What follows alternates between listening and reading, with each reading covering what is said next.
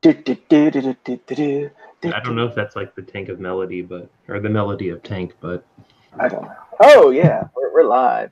Thank you guys for joining us. To OreAni, welcome to the 2018 summer lineup part 2. Please don't be confused with our last month's video. I accidentally put 2016. I noticed in the title. I got to go back and fix that somehow. But we are in 2018, so um, summer, yay! Looks like we had some fun last week talking about a few of our top titles. And today, Nick, say hello, hello. are going to be here just having a small little chat about the rest. Everyone else seems to have a life while we don't. So we're going to just cover what we can. We may even talk about Makia since Nick and I both went and watched that movie last week, right? Yeah. Yeah. Makia. What's it called? When the promised flower blooms. Yeah, the English subtitle, that is. I hope a lot of you guys out there had a chance to check that out. That was a very wonderful movie. Take your mother. It's actually, I think, uh, I think it's a good movie for some I mothers. think it's a good movie for a lot of people to watch, but I don't know about like just start tracking along people who aren't super used to anime. It's not a bad title. It's kind of like it's still in a fantasy setting, so it may be kind of awkward for some. But other than that, I think it's a title a lot of people can get into and get watching. It's pretty fun. But other Yeah, than like that, the film has like a strong theme about like when it comes to something kind of like adoptive parents, like what is a mother? So I could see why Tank would say like bring your mother to watch it, but I almost wonder if it's a viable like Mother's Day piece just because it has that strong premise. I don't know. bring your adopted kids and then break it to them that they're adopted. Who knows? We'll see. Let's go ahead and start with the summary lineup, though, where we left off. Now, I haven't watched a lot of it, but I know it's a title I'm going to watch because of how zany it is. Plus, my friend keeps on saying, watch it, watch it, watch it, watch it. Even though he doesn't watch anime. He's read the manga and he loves the manga, and he would be laughing out loud at lunch. I'm like, what are you reading? He's like, still the same thing, Grand Blue. So that's the first title for today, Grand Blue. So it still kind of seems like it's going to be in a school setting, but rather than being high school or middle school, we're in college. It's college time. It's time for some of you uh, anime fans that are going to be going to college to see what it's going to be like. Yeah, sure. Only Uh, like if you're by a coastal city where diving is like a viable thing. I don't know. You see all these movies about college and drunken parties and frats and all that stuff, but you don't see too much of that in anime. But now we have something kind of similar with Grand Blue, where at least for the first episode, I'm not going to say all of it, but it seems to be something that would go along with the whole comedy aspect in college. But Grand Blue, yeah, it's what is it? It's supposed to be like a diving anime.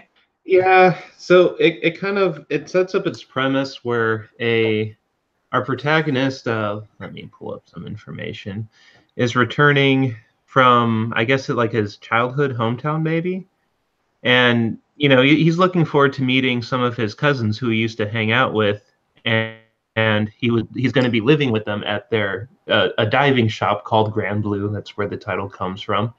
While he goes to college, and um, we're kind of somewhat immediately introduced to like a really, really quirky setting where it's established that while diving is going to be the premise of the anime, we have a lot of like sitcom themes at play here. we have, you know, the freshman college campus lifestyle, and a lot of the protagonist seniors like want him to get into this club because he's going to be like staying at the shop where this club mostly functions at, the diving club. And he kind of gets swept up into their antics all the time, with his cousins getting massively the wrong idea about stuff, but like that just builds up upon its like sitcom premise. And I mean, he meets like an otaku friend, so it blends in like otaku humor, like in a way where it's not a main part of the story, because like normally a lot of the otaku comedy comes from otaku centric shows. That's just like one of the sub characters that play here. And it's just really kind of crazy because like I don't think the series, you can call it like it's almost like reverse fan service, because his seniors are like really muscular men who don't like wearing clothes ever. And while the series readily censors itself, that's kind of one thing you gotta like kind of watch out for while you watch this thing, is the naked guys that are mixed in throughout a lot of the episodes. But like its sitcom is pretty good. Like I have been laughing a lot at a lot of the what like its script has been coming up with. So I can kind of see perhaps like I don't know what the manga would have done. I can't say I can compare the anime to the manga, but as a comedy I could see like there's not a lot that try to do what Grand Blue is doing. Sure, you can like do Turaru like harem ecchi comedy stuff, but Grand Blue at least is quite different, for better or for worse. Yeah. Lots of alcohol's involved to Yes. help actually explain a lot of those situations that the harem shows really can't. Doesn't it also, didn't it come with like a disclaimer at the beginning to drink responsibly and Yeah, stuff like yeah, that? because of, you know, like one of the things I've actually been kind of amazed at is kind of knowing like the party lifestyle. Well, I don't personally know it, but being aware of a lot of the overhead when it comes to planning parties, is like this college is like rich, man, with as much alcohol as they like freely come into contact. And well, maybe not freely come, but like seem to be able to acquire to have like parties every day. It's like crazy. Like who's buying all this stuff? Who's the loaded college kid?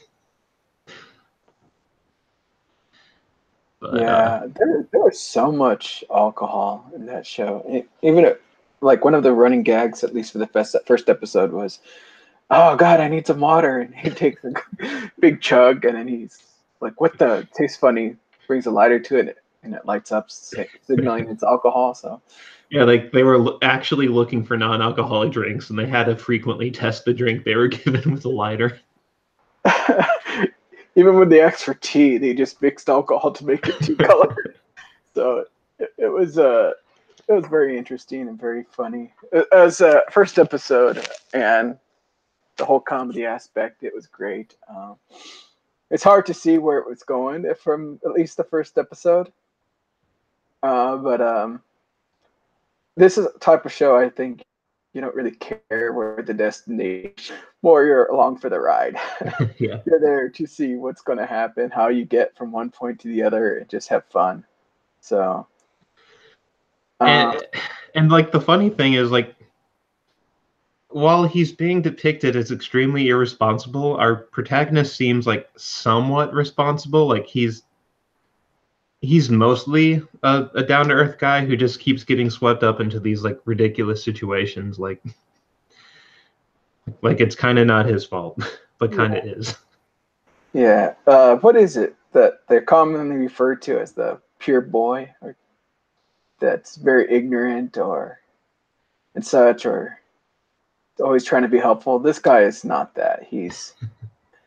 I mean, even to get out of his own trouble, he'll put others into a risky situation just to try to escape. I think that's how you get the otaku and rolled Yeah. up into stuff, because he's trying to find an out, and he decides, oh, guess what? I just found a victim to take my place.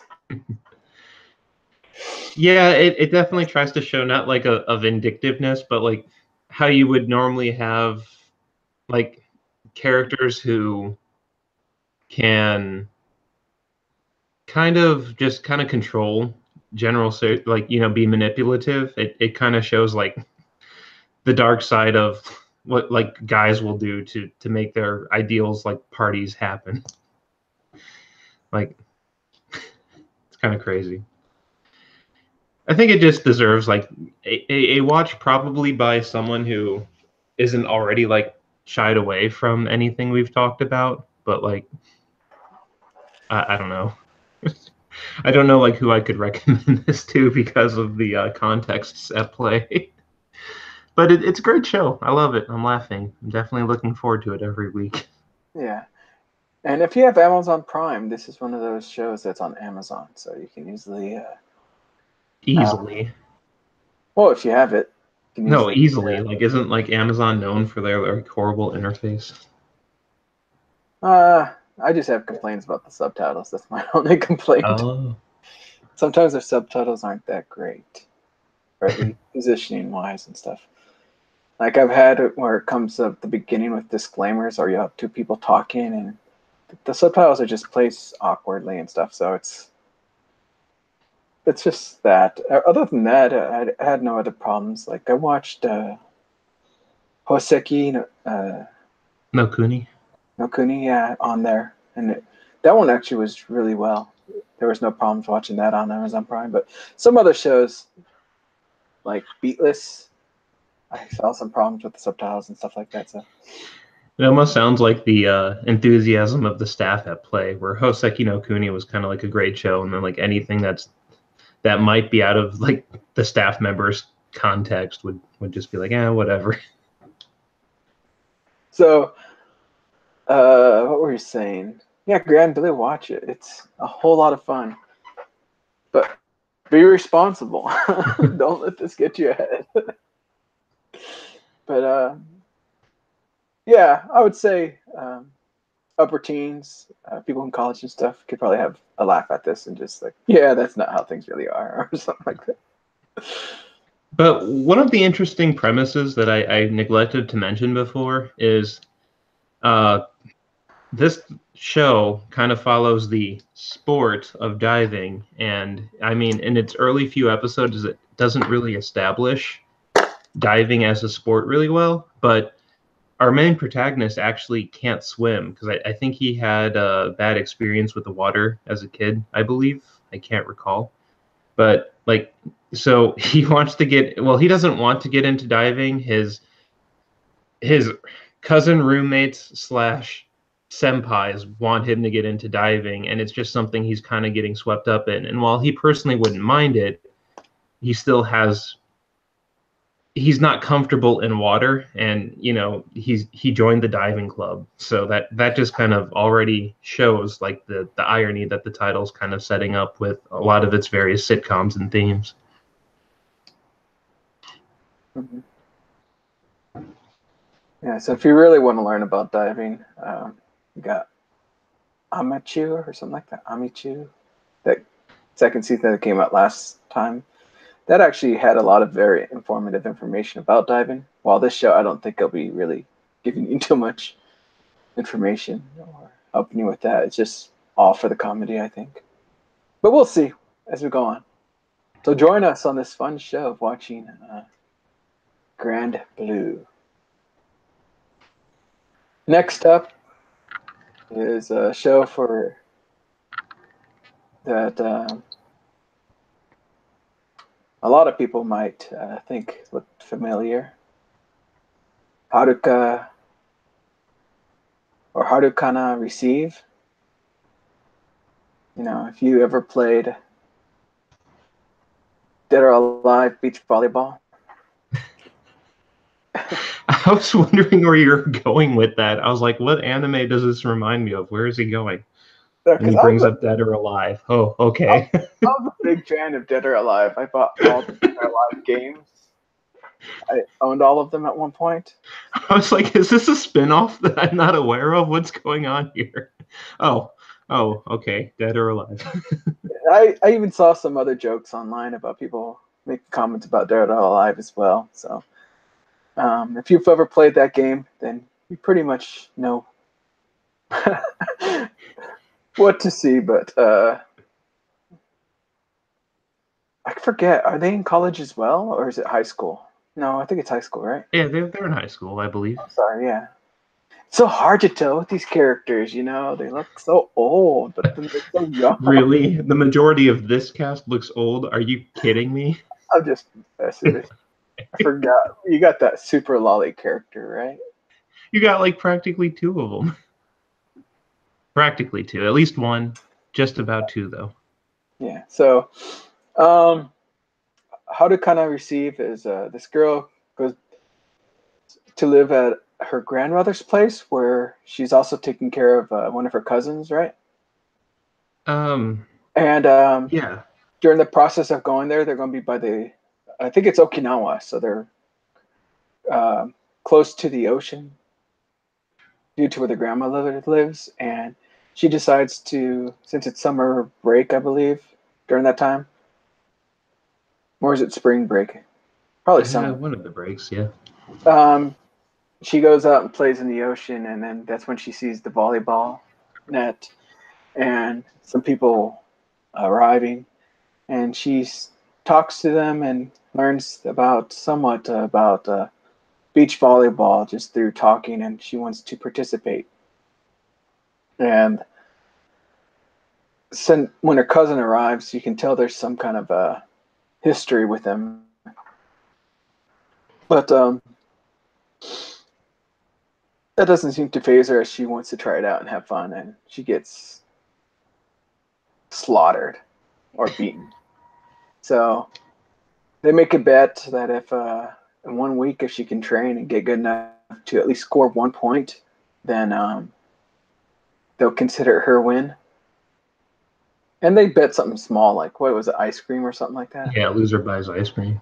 Yeah, but of course, I don't think that was the main object of the bet for the other team. I think they were just doing it just to show her how hard it really was, but decided just to have some fun with it as well with the small little bet. But it then goes into the whole training for a week to get better, learning a little bit about beach volleyball and stuff like that. So, um, Well, kind of. I'd say one of the larger plots at play here is that um, Haruka, which is the main protagonist of the story, the one who moved back to see her cousin, is like a really tall. Like I don't think she played sports, but she still has a somewhat athletic body. She's pretty good at beach volleyball because of her height and how quickly she's picking it up. She's mostly being mentored at first by her cousin Kanata, who um, loved beach volleyball as a kid, but then she unfortunately never really got the benefit of a nice growth spurt and stayed actually kind of small, which started working against her with her like with wanting to play uh, beach volleyball, perhaps like professionally. Like she was really all about beach volleyball, and when her height started factoring against her, she really started falling out of the sport. So much so that whenever she gets in the court, she has a lot of, I guess, anxiety over playing, knowing that she'll never be the player she wants to be because of her physical constraints. So a large part of this show is kind of like Haruka somewhat encouraging her cousin to kind of come out of this fear of actually playing the sport and enjoying it again.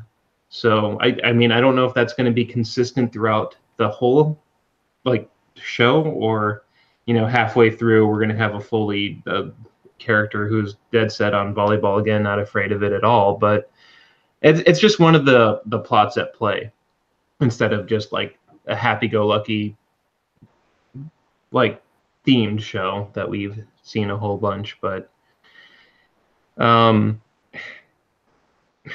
being of beach volleyball and kind of like what Tank was saying, a little bit like true to the Dead or Alive genre. characters typically wear rather small bikinis, not like crazy though. So the studio does kind of show these angles every once in a while. Like we commonly see the bottom of the bikini being adjusted, and just some jiggle physics for characters who are a little more well endowed. But I don't think that works truly to the detriment of the show. But that's kind of one of the things that really caught me first about it was actually kind of like the eye artwork, because like the eyes have this weird like circle gradient shading about them, and I was like, oh well, that's somewhat unique. Like I've seen shows try to draw in on character design with art around eyes, but something else, they have this like weird particle sand effect whenever they're like traveling on sand. They kind of have this like weird dust cloud thing that it's just something that they do for a special effect. So but yeah, it's a show, beach volleyball. Yeah. I wish I had the Dead or Alive soundtrack right now. What was it like? Ba-da-ba, ba-da-ba, I never seriously played the game, so I couldn't tell you. ba-da-ba, ba-da-ba, ba-da. Crazy for you. Yeah. And I gotta pull up I think it was Xbox. Find that game. Unfortunately, I only saw the first 2 episodes. I didn't go into the third. Because it seemed like the first arc, at least, was just those first 2 episodes. So I forget, in the second episode, were the 2 blonde characters introduced yet or no? Well, do you know of 2 blonde-haired characters who play beach volleyball or no? I don't know. I don't think so. And I did check out episode 3. Yeah, I don't think I saw any blonde characters at all. I don't even know what color hair all of them had. Were they black, all of them, or? Majority, I'd say. Kind of the black-brown tones. A pink-haired character here who is like the teammate of the other character. Okay. Yeah, I don't remember. But, yeah, beach volleyball. If you want to learn about high school beach volleyball, this is the show for you. Maybe not. But I don't know if it's a show I'm going to watch 100% because while it's somewhat interesting and it has that whole, beach volleyball thing from Dead or Alive that I like, that was like, it didn't really have much else. And with all the other titles, I think this might be something I might drop. But what about you? What do you think? I currently plan on watching it all the way through to the end. It's kind of right up there with a lot of the stuff I usually watch. So it definitely wasn't on my. I have a much harsher drop list this core, if you will, the period of 3 months, because I'm wanting to get caught up on a lot of the sequel stuff from last season I missed out on. So there's a lot that I tried to just kind of cut off, going, I would probably sit through and watch this, but I kind of want to try to get to that other stuff. So this definitely was not one of those titles of like, I kind of dropped the badminton one because this one took that one spot. I see. I read a lot of light novels, so it's a lot easier for me to read books than to watch anime, but I still try to watch my fair amount of anime. Well, let's go to the next title while keeping it with the same theme of summer, water, and everything. Let's go with Free. This is the 3rd season, right? I believe so, yeah. Yeah, 3rd season. So, I haven't watched it. I think I quit after the 1st season. I never saw the 2nd season. And so, what is the 3rd season? Is it still the same thing over and over and over again? I mean, essentially, this one is one I've only checked out the 1st episode of, so like I haven't got my 2 and 3 in yet, but I can honestly say that at this time, the characters for the most part have transitioned into college. We still have some cast members who were a big part of the first two seasons still finishing up high school, but you kind of have this mostly college-centric story now where you're considering doing stuff like this professionally. There's coaches and scouts from with various interests kind of checking out these players. And but yeah, it still premises on the swimming, perhaps like Olympically, but breaking records and pursuing your goal. Does it still look good? Because I think that's the whole thing. What was it by Kyoto Animation? So yeah, the first two were, and I'm sure this one is, but I didn't look into.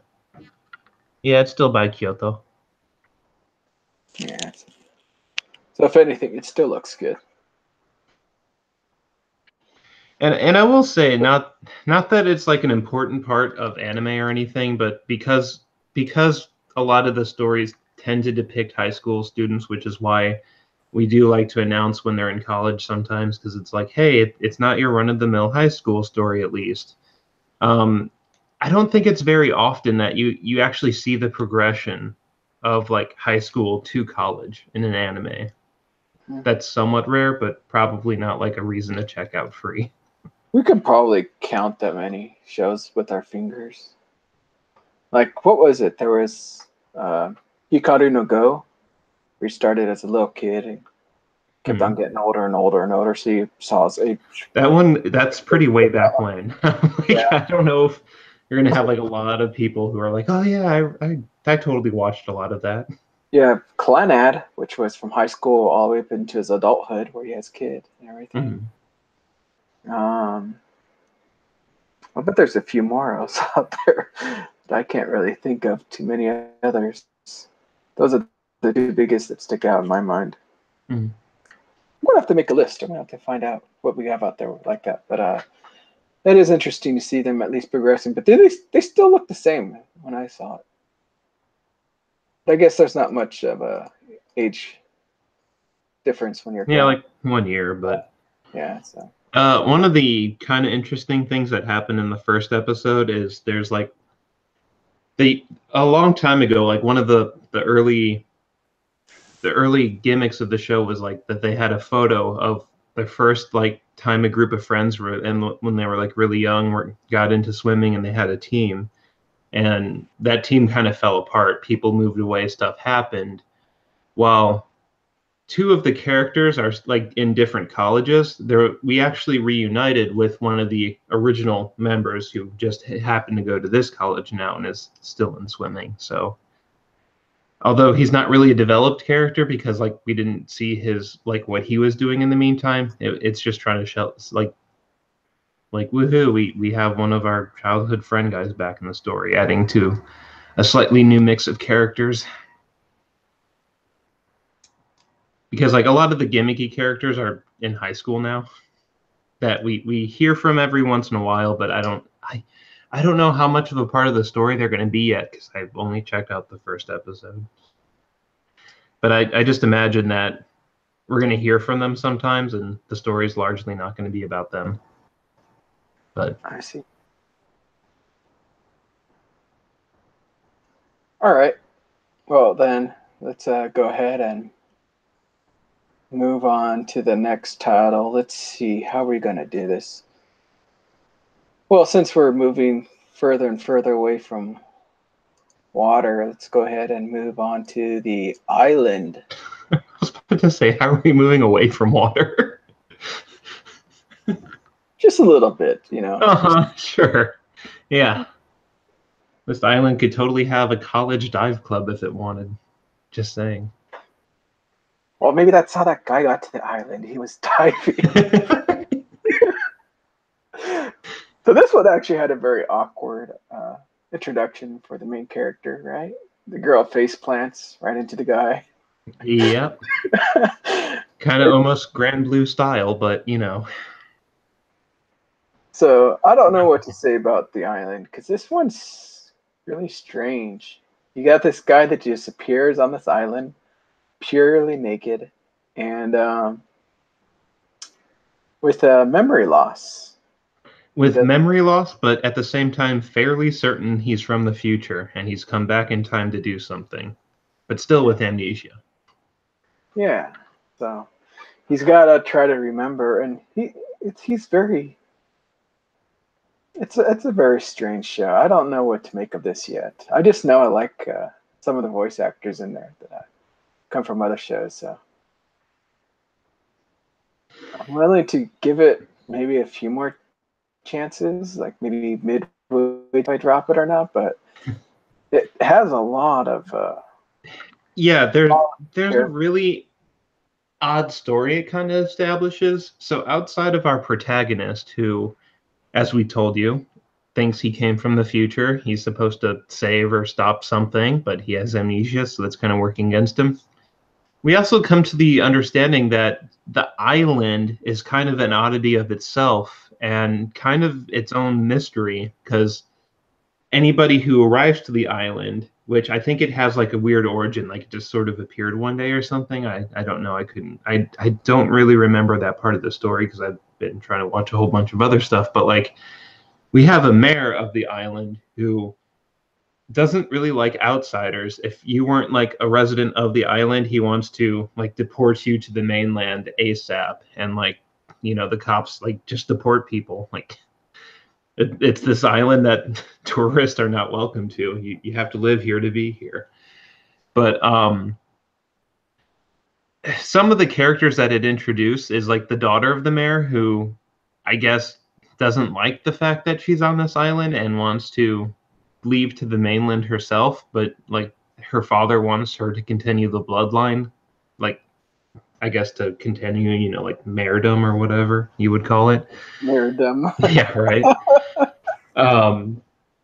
But then we're introduced to this other premise that in almost a like there's a predating fairy tale, or not, maybe not fairy tale, but folklore, where a lot of the where three protagonist names come from, that kind of tell this somewhat tragic story about siblings who developed feelings for each other, and like a weird love triangle because there's another character who added to that, and this Shakespearean tragedy happened, and it's guessed that it's history trying to repeat itself now, that the characters are like reincarnations of those myths. And but one of the other characters, who is a questioned reincarnated character, also has amnesia.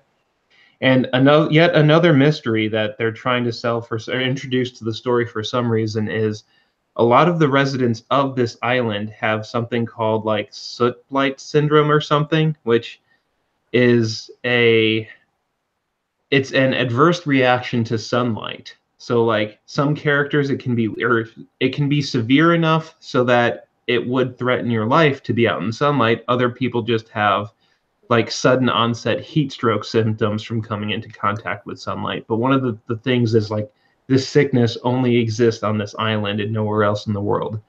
And for that reason, like I'm not sure if it's like chronic or there is like no cure. There's still kind of the resident doctor is still kind of trying to figure it out, and yeah, just a really really weird story.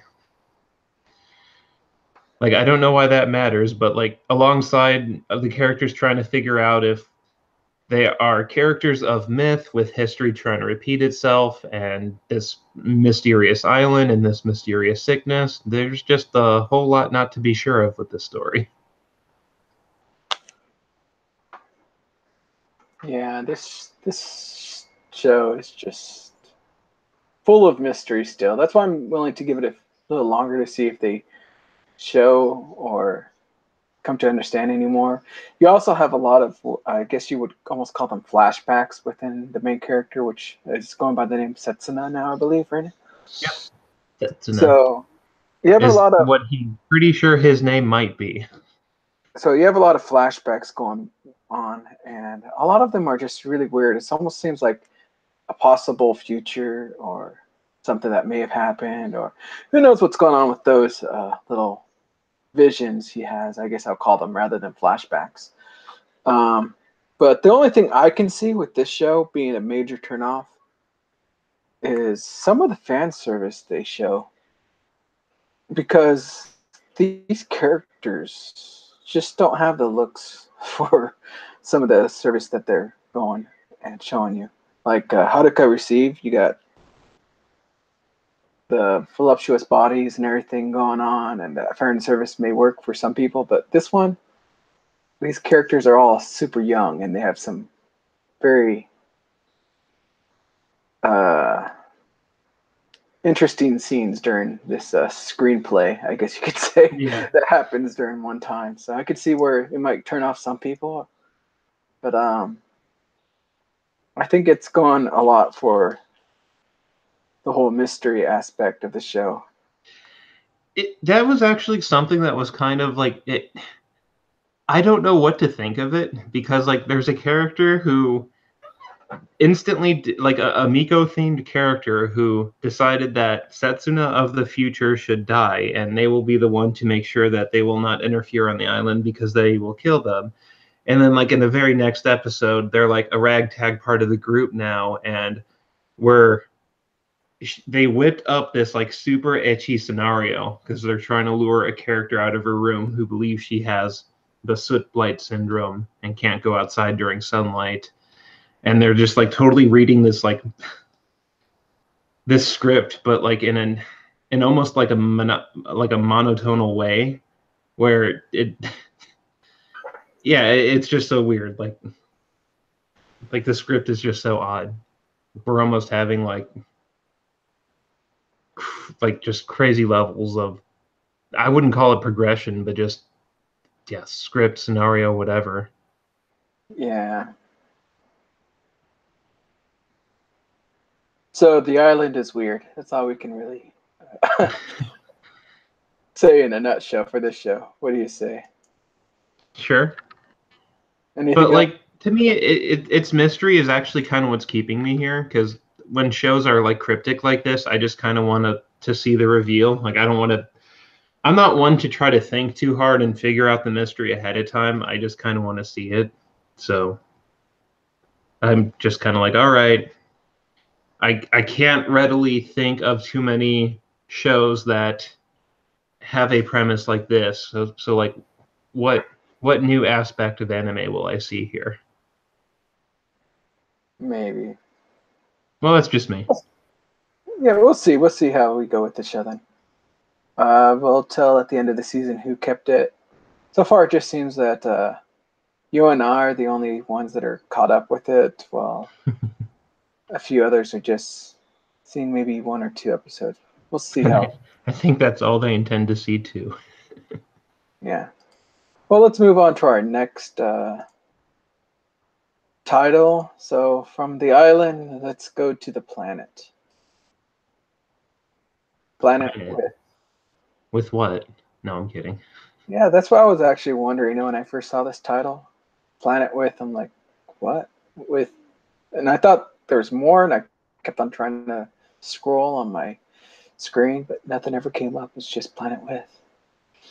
And this one's on a small little island as well, right? It seems to be.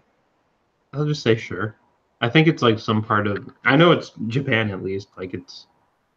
What, you think it's a peninsula? Something?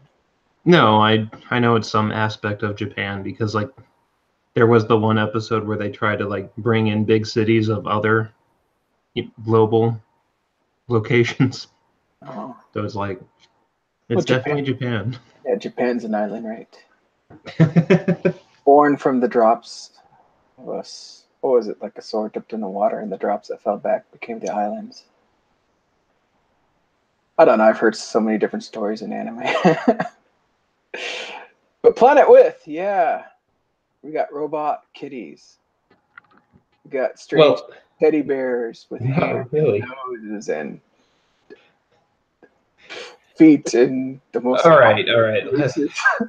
Give me this one. I'm gonna do this one. You just lost your privilege for introducing this show. So you But know, this show's so weird. I know, but hang on, like just hang on. So Planet With actually reminded me of a lot of stuff from like the mid 2000s. Well, like 2005, 6, 7. Because like it's just kind of like what anime was doing at that time, and a lot of the generalized character designs, and like you had that one, like, what was it, the, I want to say the eccentric family, not to be confused with the one that just came out. That's why, because it's not the Tanuki one, but there was like one before that where the one that I'm thinking of had like a weird family assembled of like Chibi, Neko as the mother, an actual like lion as the father, and like these weird sibling things. And I forgot why they had to be a household, but like the general character design and introduction just kind of reminded me of that era. But yeah, we're kind of introduced to a story in which there are seven, I think seven, like defenders of the earth who uh, turn on their psycho god armor or whatever and kind of take on a zodiacal animal as they fight this weird invading entity, which since I have seen a little bit into the episodes, I am going to pull like non-episode one knowledge in here and say that there's basically a war between two factions. Like humanity's at the cusp of a point right now where its its evolution can fork one of like a couple ways, and there's one faction who wants to seal it, aka the sealing faction, and one who wants to be a little more neutral. I forget what they're called, but they don't want to be as aggressive as the sealing faction when it comes to like determining the direction that humanity will basically evolve. So I'm like, okay, that's the really crazy premise here. But our protagonist exists outside of the I guess the sealing faction group, because we don't really know where the band of like six or seven got their like power powder from, as I'm going to call it right now. But our protagonist is kind of like, he has a very similar thing going on from that island anime we were just talking about. He kind of has amnesia, and in one of the episodes he kind of comes to a realization, like he kind of snaps out. He remembers something, and he's clued in as to what's ultimately going on here, leaving the viewer to kind of guess at the mystery. Um, and he needs to collect the power source of all these other characters who are defending the Earth for, I'm just going to say right now, a rather unknown reason. Now, you know, this is kind of like where fan theories come in, and you're welcome to speculate at whatever you want, but like in the episode there's not like a canon reason as to why he needs to amass and take away this power powder, as I will call it, because it kind of looks like one of those sand like candy little glass jars. But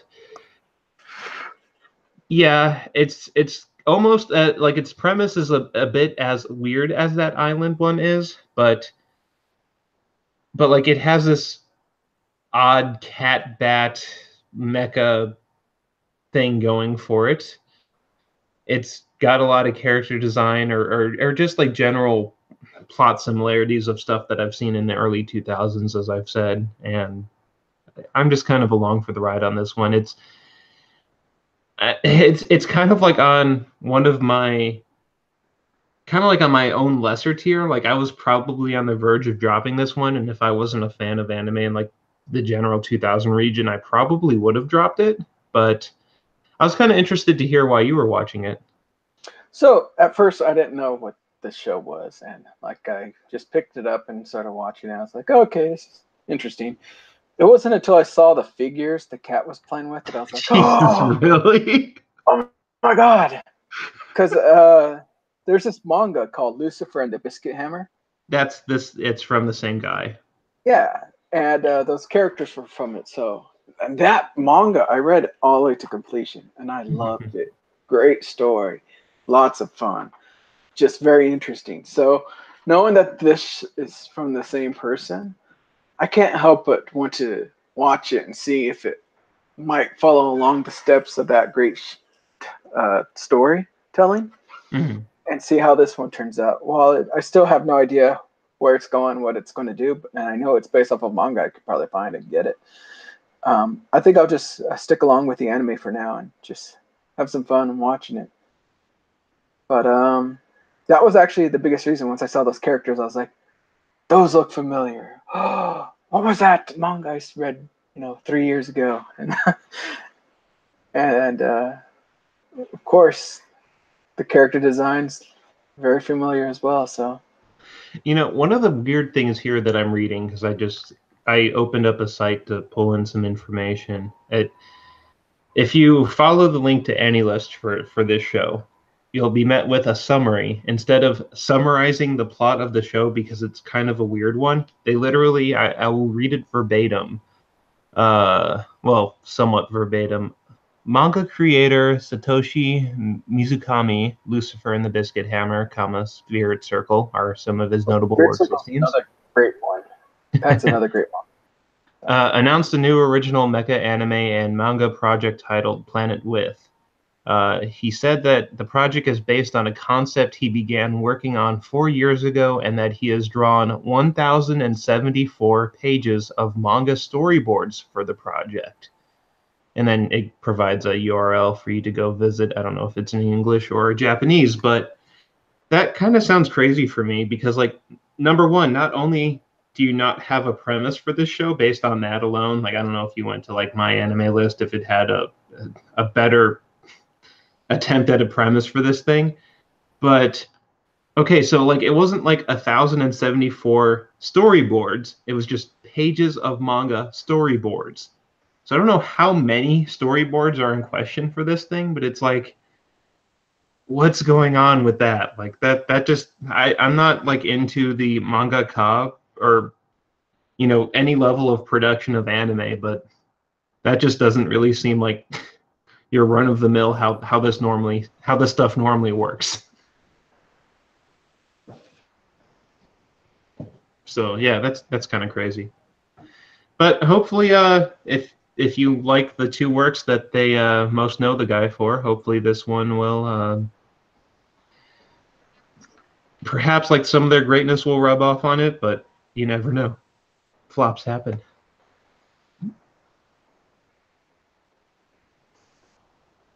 At the popularity level, it's not the most anticipated of the season, that's for sure.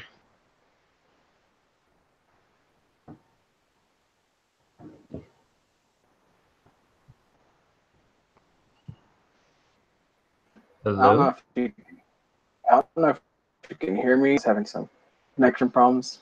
You were breaking up really bad, but I think it was on my side. I think I'm good now, though. Yeah, I don't know. I don't know what you did or didn't hear. I don't know what that YouTube segment will look like, but it'll be what it is.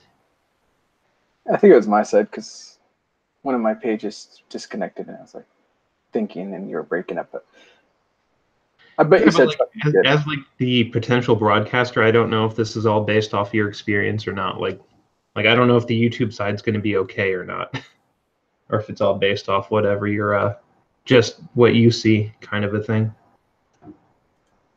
I got kicked out.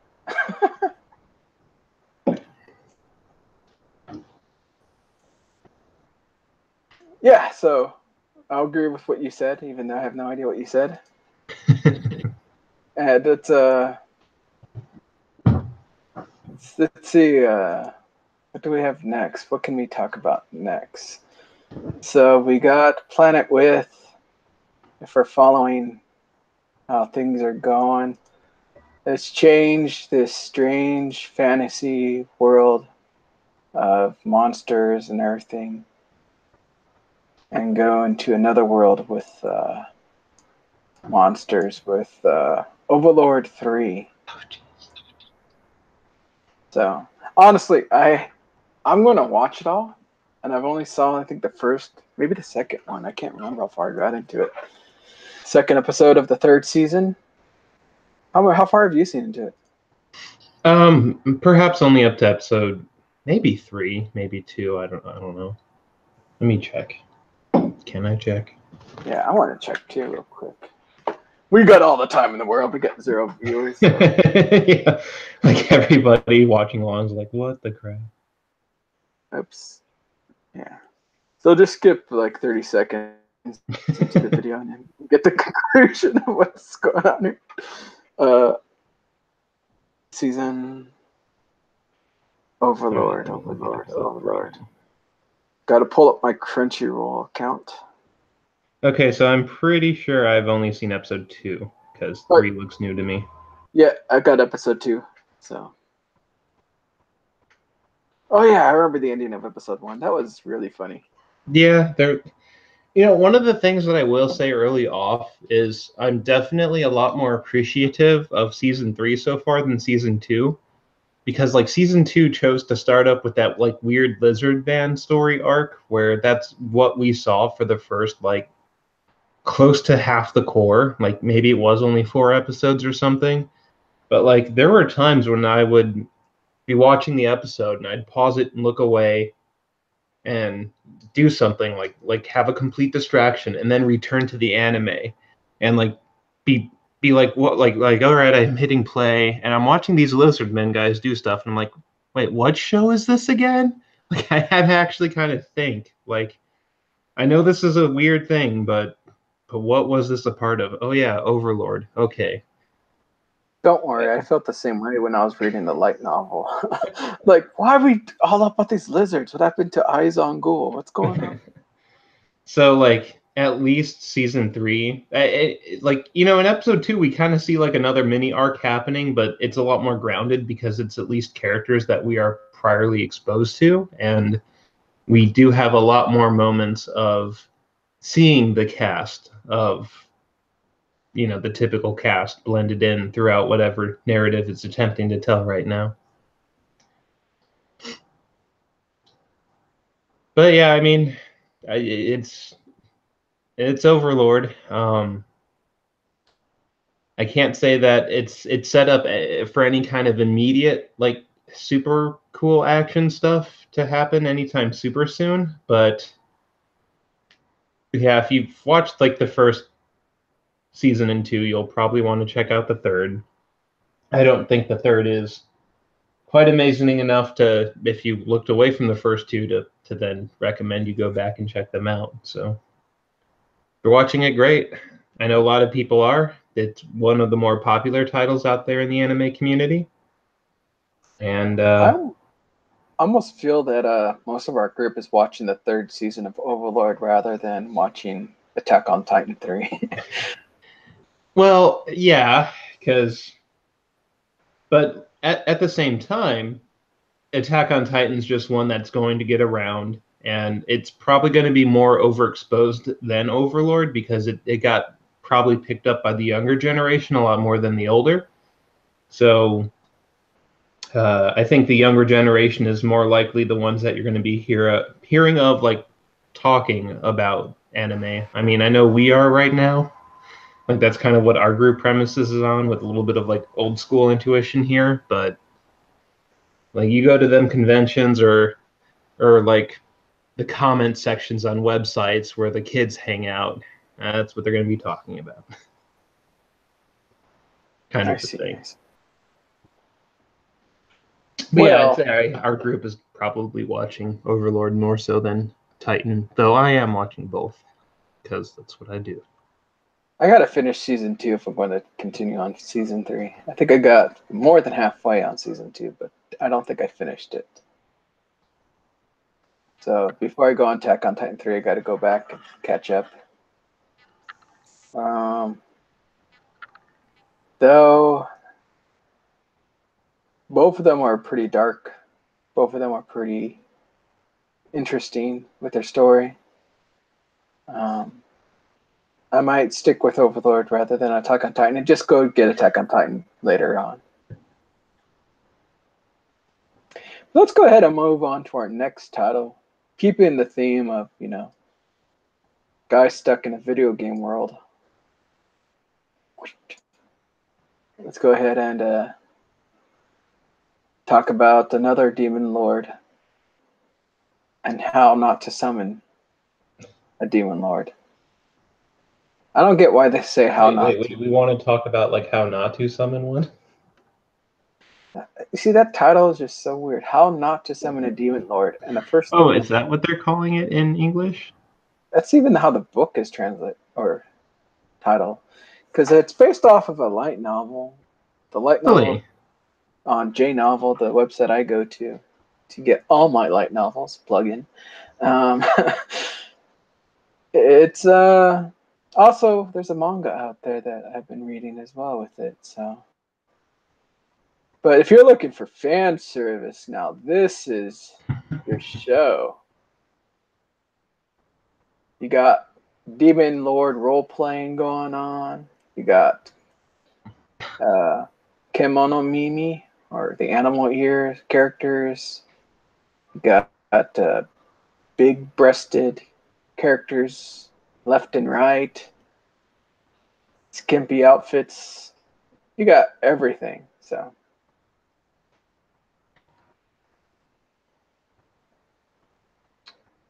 is it something I can recommend? Only to a few friends.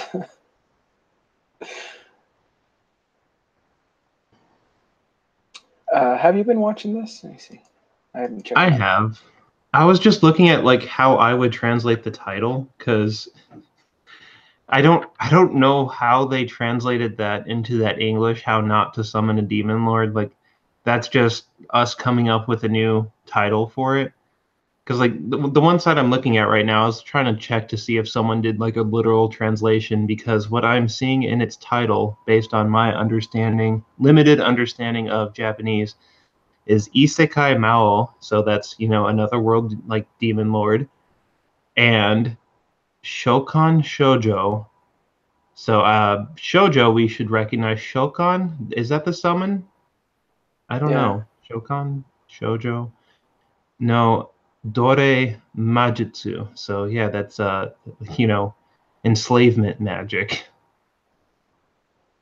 So like there's no word in here indicating how not to do something. It's just like a really weird literal translation, so I think they just rebranded it to what it is. Well, Alex Albert in the future, he's a little more the whole Japanese language. Um, but let's see here. This guy, I almost want to call him a neat, but we don't really get too much of a backstory on him in the anime. Plays a video game. He's become one of the highest ranking characters in this game.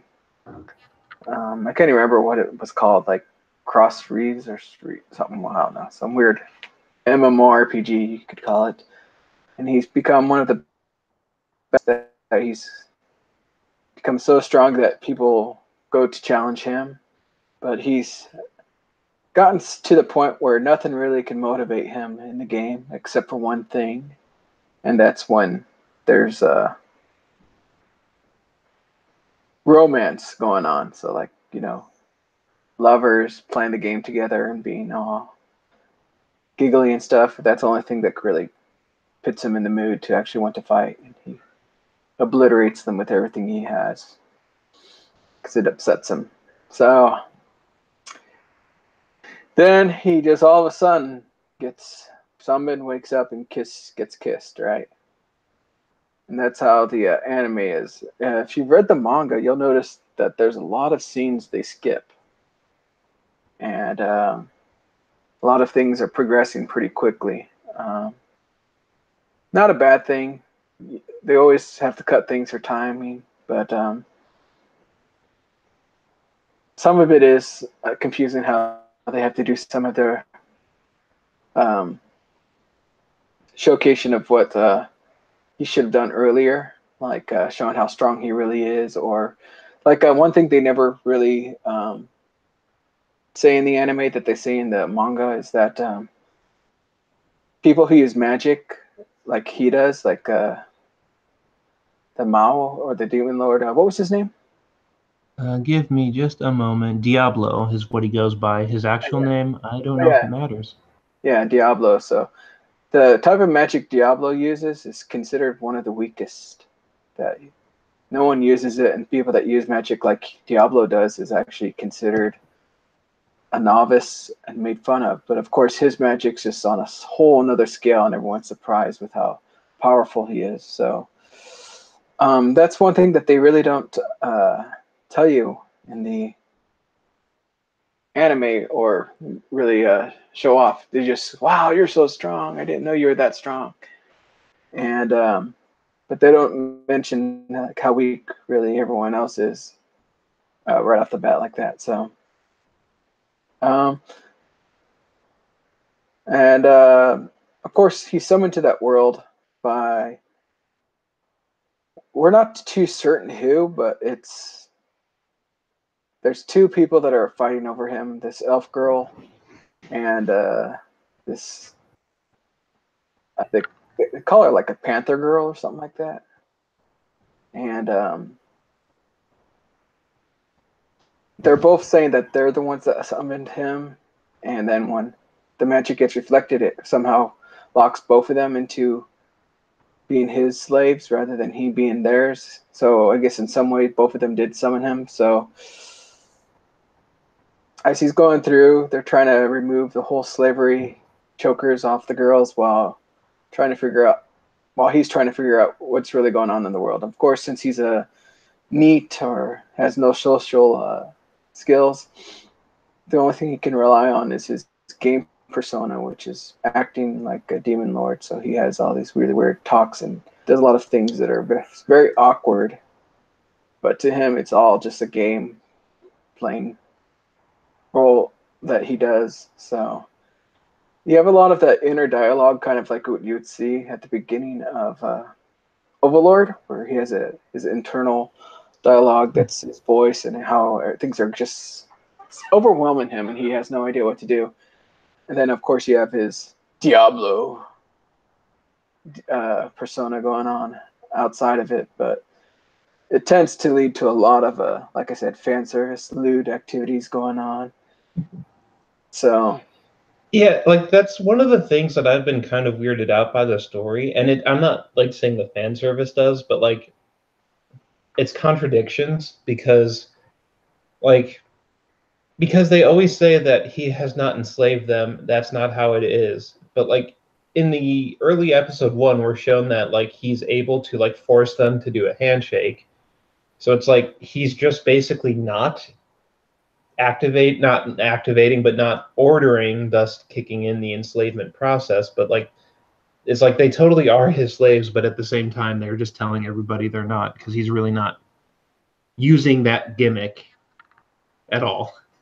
Like he probably could be, but it doesn't seem that he is.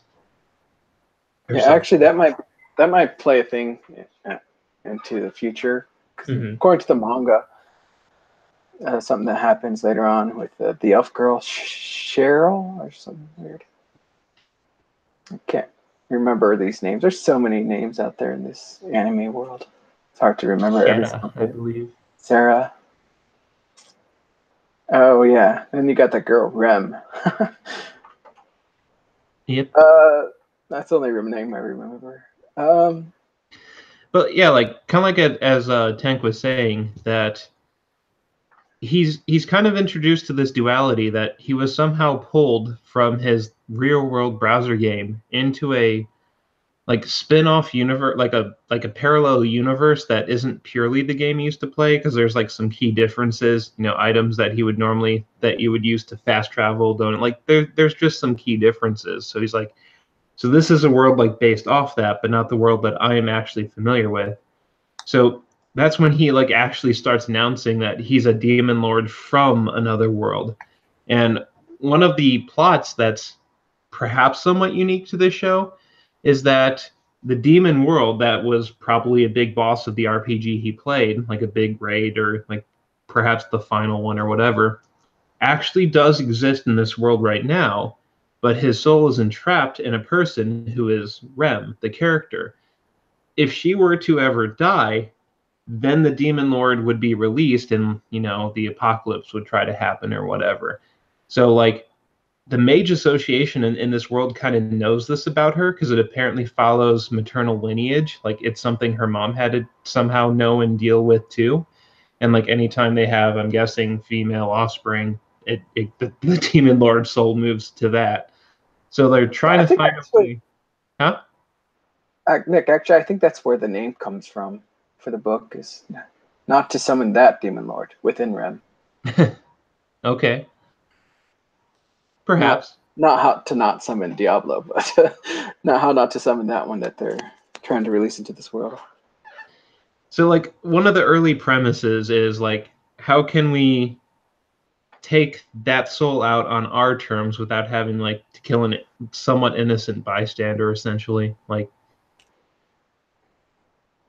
that's just like the gimmick of the show. So, and yes, there is rife moments of fan service because our main protagonist has like no social skills and he is teaming up with two people who one is like the most naive girl you'll ever see and the other um, kind of probably gets onto him about like the weird fan service moments that happen so frequently around him, but at the same time is I don't know, it's just it is what it is. The tsundere. Just I wouldn't quite call it that. just saying. But I mean, uh, an aspect of her character, sure, but yeah, whenever people see like potentially vulgar acts, like somewhat non-consensual at times too, it's just not pure tsundereism to act upon that. I believe it can be an aspect of tsundereism, but not unique to tsundereism. I see, I see, I see, I see.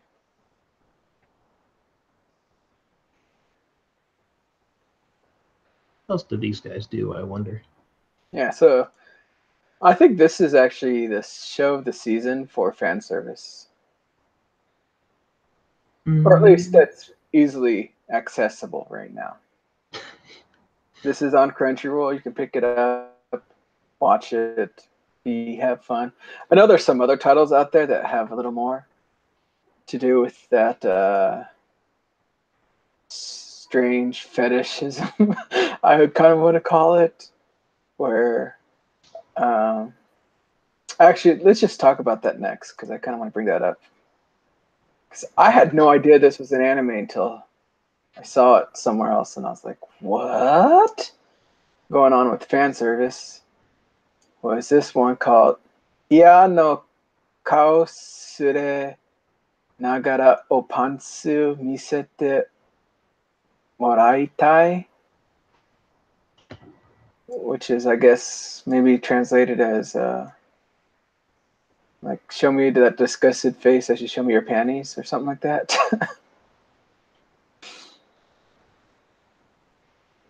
It looks like it's going to be 6 episodes long. Each episodes are about 5 minutes, and it's surreal in a way. Like I couldn't. I was like, "What?" I was. It was just. I don't know. I don't know how to explain it when I first read this because I just saw this yesterday, and I almost didn't think it was an anime. And once I saw the title and once I got the first episode, I was like, what am I really expecting here? And it's kind of like if you guys have watched One Room, where you have the girl reacting to no vocals or anything going on. It's like you have to do the role playing with the anime in a sense. Uh, just it's just so strange, and this girl's just given dialogue, and you have to kind of guess or insert your own words of what's being said to her. And have you seen this, Nick? Or no, because this one it didn't really register on my radar because I believe it's something unique to like Nico for some reason. I don't think you're gonna find it on Crunchyroll or Amazon or any of the other actual services we have over here. I think it's like on a Japanese centric website is what it's releasing on. So I kind of looked at like I think the highest quality available for it that I could like quote unquote find is like 540p or something like that, which is slightly above DVD, but not even close to 720 standard, what I call standard high def, or even 1080. So it's like I don't know if I want to look at an image source that's like just slightly larger than DVD. So I've chosen to ignore it for now. But as far as officially being able to watch it, I don't know what your options are. Yeah, I don't know if the video I did see did have that Nico Nika Doagwa. How do you call that? The overlay on the corner. So Yeah. it came from there, and I guess people ripped it and then subtitled it. And so I think you only have the what they call the web quality version of it, Mm-hmm. which is probably your five. You said 540 or Is what I saw it available in when I looked it no? up. Yeah, but I don't know if it's. I guess there's a market for it But since you it's know, made. But I just wish they would make our. I made a Google comment on it that if they're making anime like this, where's our curling anime? mhm. We had a discussion about anime making almost everything out there. So where's the anime we want to see made? So like the funny thing is you brought up like One Room, and the second season of that is running right now. And so you could have checked out a few episodes of it so far. One Room 2 is running. I just wanted to say that what I disliked about One Room 2, or not, that moment where the dialogue is absent for like the male protagonist, because that's the step in for the viewer. A lot of times as a viewer, I don't immediately come up with a comment like what would I say in this scenario. And what kind of strikes me the wrong way when shows try to do stuff like this is like they kind of acknowledge it, like a specific comment was made. So like, the girl will say something, there'll be a brief pause where the protagonist would be saying something, but that's like, I guess, your moment to come up with your own thing. And then she kind of responds to that supposed comment. But sometimes like there's a really specific thing. It's like they thought you would have most likely said, because they're like, oh, you say that, but then something happened, something this, that. And it's like, hang on a second, like what if we're having like one of those like smart chat robot mismatches here where you're like not even acknowledging what I actually said, like what I came up with. So I kind of hate when shows do stuff like that, because it kind of falls into that like, oh, I've talked to these stupid email chatbots before. They're dumb, So but like in anime form. with One Room, I found myself more or less being like, you wait for their dialogue and then you try to guess what would have been said for her to Yeah, make that but response. But that's kind of dumb. yeah, I was trying to catch up on One Room because I didn't finish the first season, so I watched a few more episodes and I still haven't finished the first season, even though they're shorts.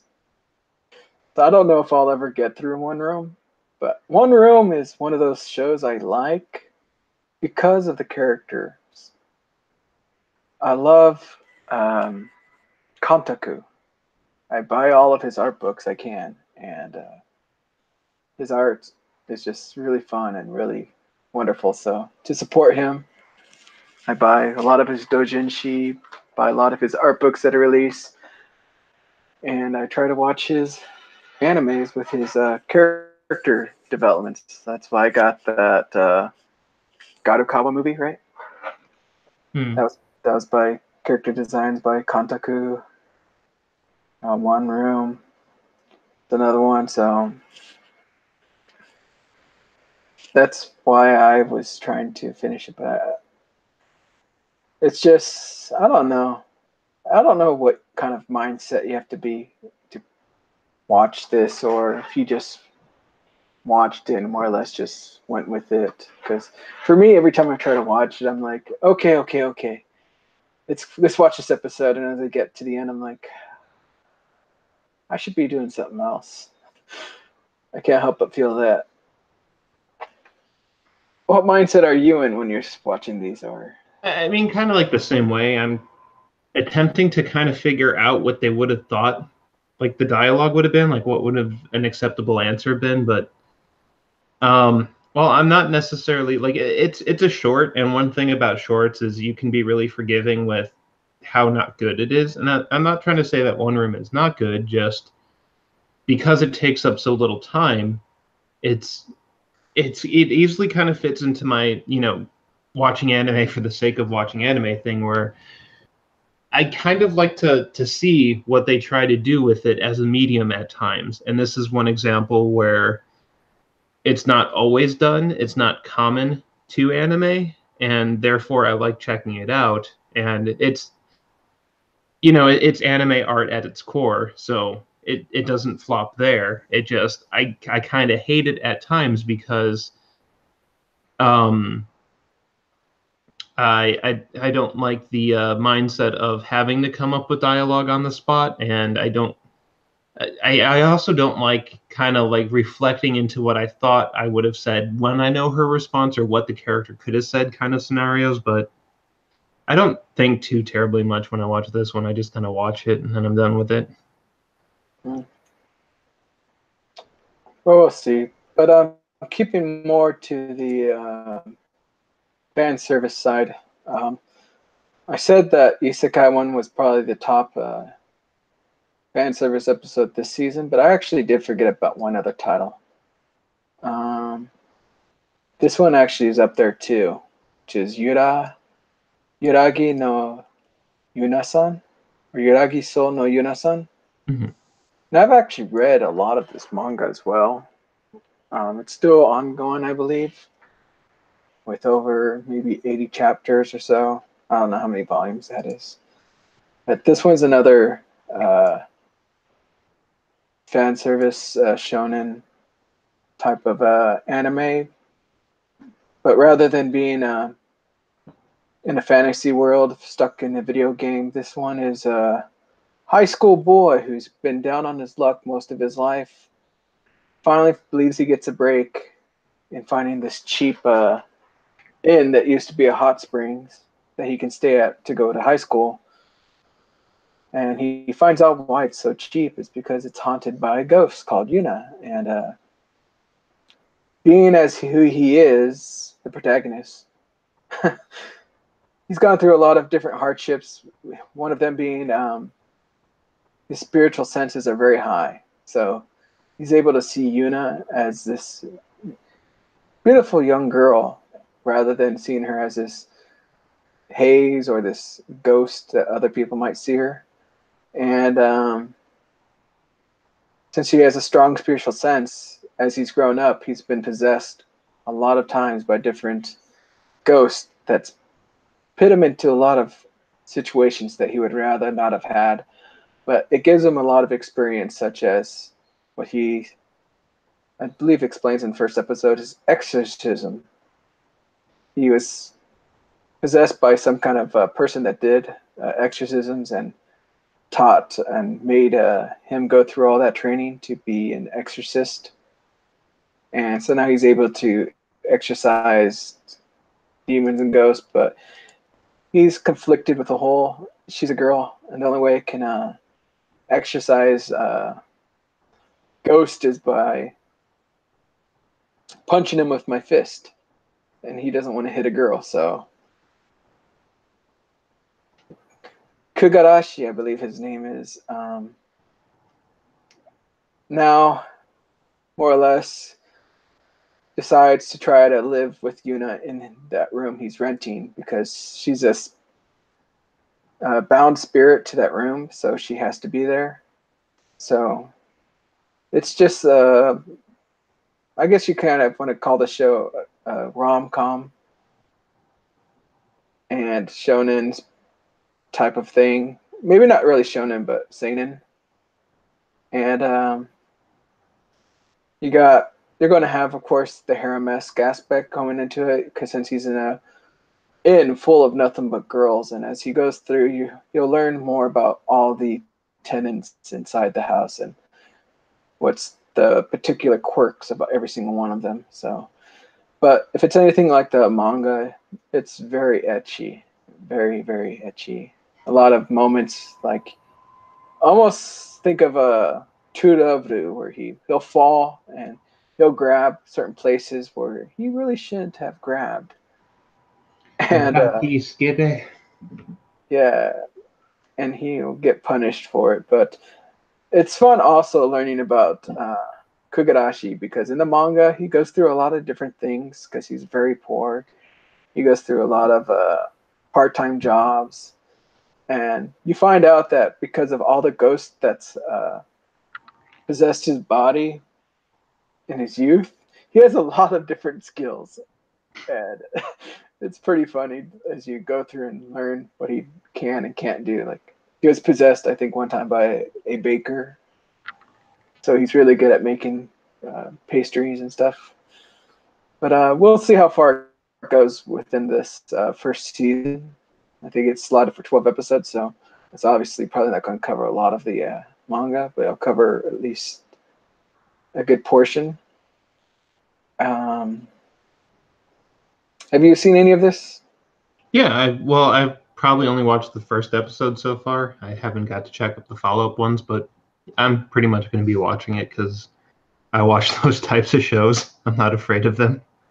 I'm not turned off by fan service, stuff like that. Yeah, this seems like the typical show I watched when I was younger, so it's easy. That typical show. Yeah. Love Hina, you know. Well, yeah, but it's kind of bad when it's the typical show of the industry. Yeah. Oh, okay. Yeah, high school kids, right?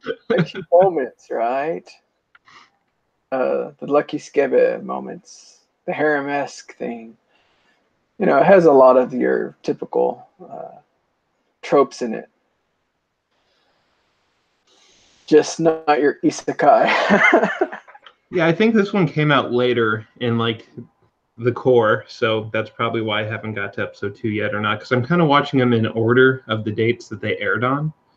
So like I've cycled into episode 3s before I've had a chance to watch this one's episode 2. So I think it just came out later. Yeah. That's what I think.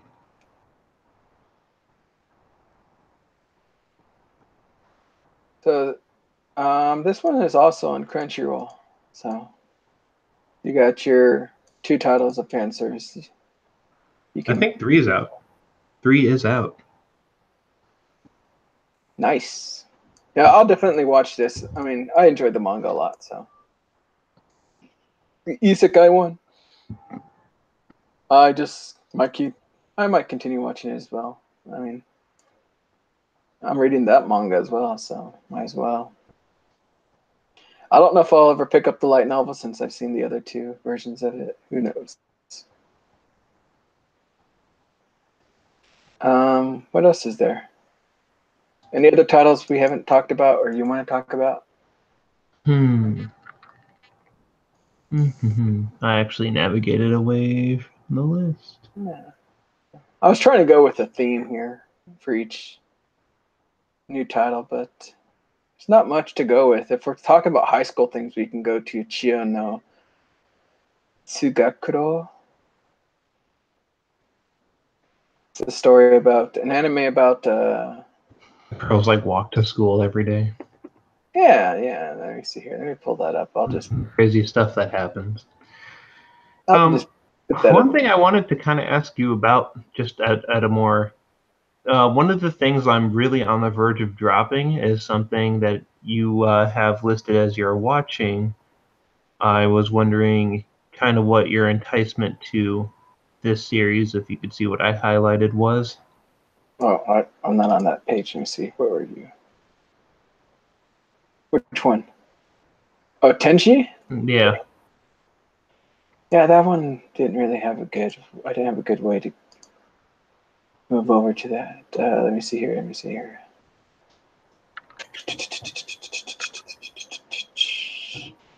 Trying to find the title card for that. There it is. Rather than Chiyo, we're going to go to Satsuriku no Tenshi.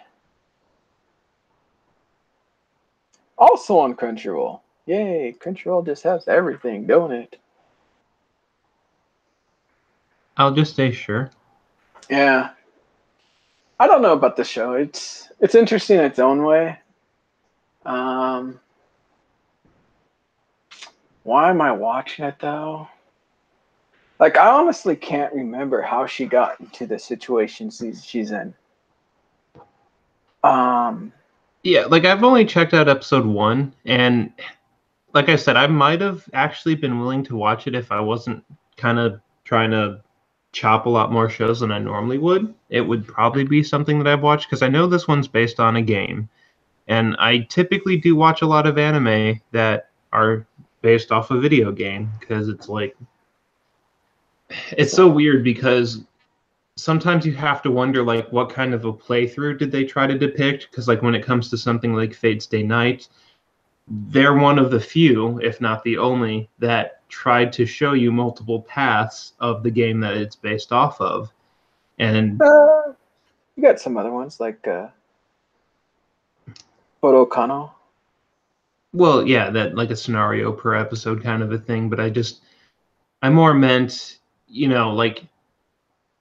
like it shows the differences in the story based on the paths. Because like Fate Stay Night's one thing, you can go, this choice here clearly caused like this divergence and this access to like this portion of the story that you would not get in any of the other playthroughs. Like, okay, this is like the point of divergence that has this crazy gimmicky art that the other two lines wouldn't even try to show. I just meant that it was kind of somewhat unique with that. But like, I've watched the Danganronpa thing, and I watched the Dore Slave one from last season. That I typically watch a lot of the animations, because typically when an anime says the animation, it's based off a game. Now this one didn't come out and say and the animation, but I'm pretty sure. Let me pull it up. I know I'm probably gonna see its source as a game if I do this. Wasn't Higurashi another one that was multiple routes? I'm not super familiar with Higurashi, so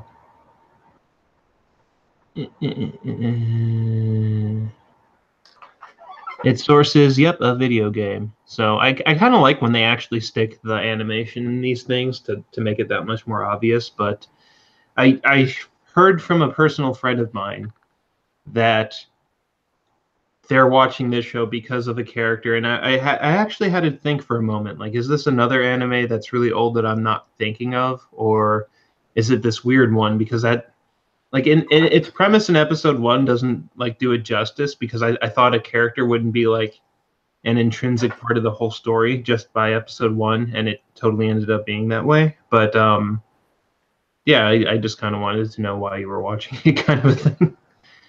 I'm like, it seems spooky, it seems insane, but like, what drew you to it and is keeping you there? Yeah. Well, you can kind of tell it's kind of trying to do like a horror-esque aspect, but it is one of the very few types of anime that's kind of, I can call a thriller, where you don't really know what's going to happen or what to expect, and as you're going through it, you learn a little more. But like I said, episode 1 was very vague to me. Like, I don't know how she got into that situation. All I know is Rachel walked out, found herself in some kind of like city-esque scenery, and then started getting chased by this guy wielding a sickle, right? Which Yeah, he, like a he later scythe, yeah. on, you find he introduced himself as, I think, Zach, something like that. And she ends up escaping and going into this elevator that leads her up to the second level, and then she ends up meeting this, I think it's a psychologist or something, a I doctor think just the doctor, yeah. that she knew beforehand, that she vaguely remember, because it also seems like she's also missing some memories at this point. Maybe just from waking up or what's going on. I don't know what's going on 100%, but you find out the doctor's kind of a little bit wacko. And Reminded having, me a lot of that one game Nathan played that one time. but it's still going on with the whole thriller-esque aspect where, he chases her, gets her into to a situation where he's about to do something to her, and then all of a sudden, Rachel, it dawns on her kind of what happened beforehand, and now she invites death in a sense. But before she can get it, um, Zach kind of interferes and kills the doctor. And right before he kills her or tries to kill her, he realizes that she wants death. And to him, that's no fun. He wants that resistance. He wants her to be running. He wants her to fear. And since he's not getting any of that, he loses interest in her, but she wants that death. And it becomes this kind of relationship where now he needs to get out of there, but he can't. And he decides to use her to help her. And they make kind of this weird deal that if he's able to get out, then he'll kill her. And so she agrees to help him just so she can die. So that's the whole kind of setting right now as they're going up the elevator into the other levels. And as you go up the levels and go around, you start learning more and more about what's going on. Like they kind of revealed why there's levels, why people are there, that there's certain rules, like you can't leave your floor, but for some reason Zach did, right? So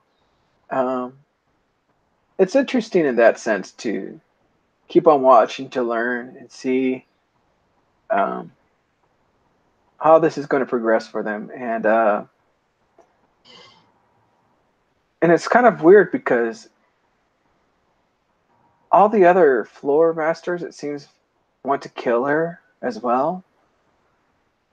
But for some reason, she isn't just walking up to them and letting them kill her.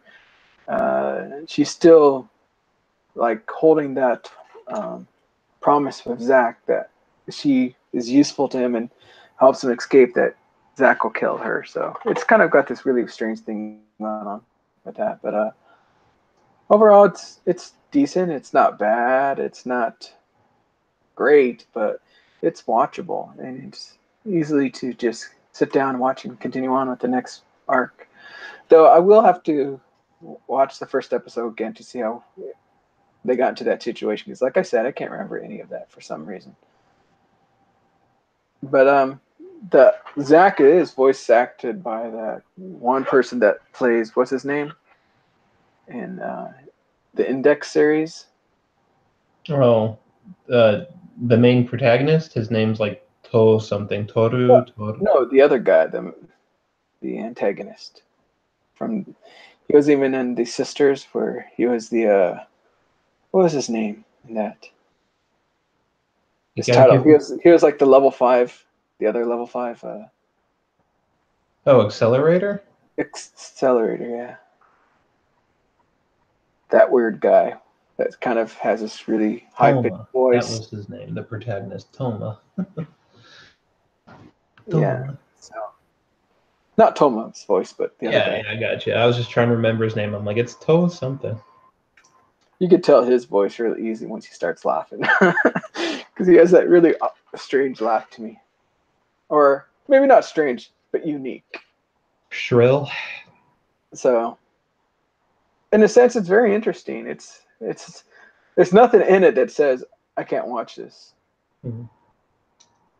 But yeah, I just kind of got this like multi-floor weird rule death game. I'm like, all right, I've seen similar like weird for some reason, like, you know, Danganronpa was kind of the same. You're in this thing, there's rules, you can't violate the rules or else I don't know, but like it's somewhat of a common theme to be as cryptic and weird as possible in that type of stuff. And like I said, I didn't know if you found something special in it. I just wanted to know, so I got you.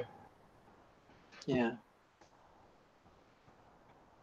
In this world of so many strange and awkward and just over the back. This is kind of like the season of the strange and awkward, now that I think about it. Yeah, this one is pretty calming. And this show, Planet With, Island.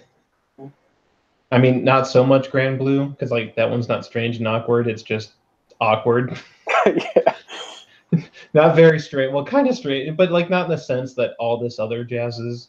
Then you had like that one we talked about last week, the Sweet Honey Life or whatever, Sugar Life. Happy Sugar Life. Yeah, there you go. And then of course Dropkick. Ask me, no, yeah, Dropkick. Yeah, this is just kind of like the season of the strange and awkward. And if you add that other title I was going to talk about,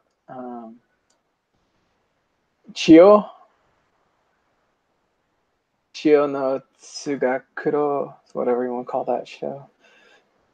Chio School Road is another just totally out there. This girl goes to school, and it's like multiple episodes within one episode of her going to school.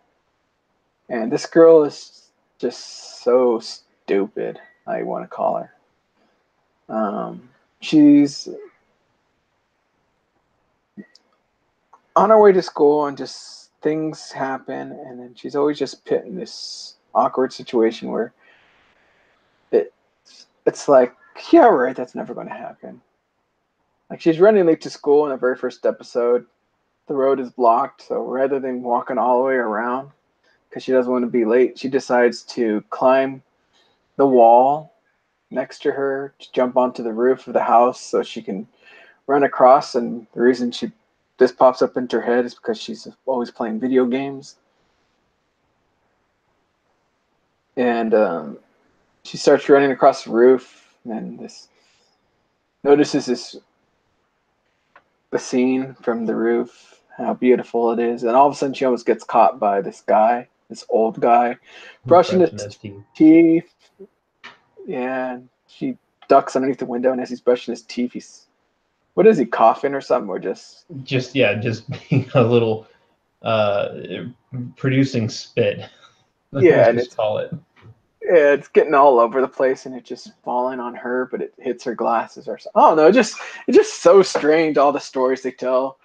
At one point, she tricks this biker gang that she's this legendary assassin, that this biker gang member shouldn't deal with her, that he shouldn't welcome death.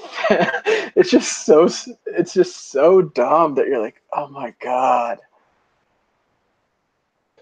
Yeah, no, I actually watched the first episode, and it just made it to the chopping block, because while I might have pursued it if I was willing to watch my normal amount, I should say, I was kind of peeved by the fact that it just always starts with her trip to school. Like, it's nothing else but her trip to school.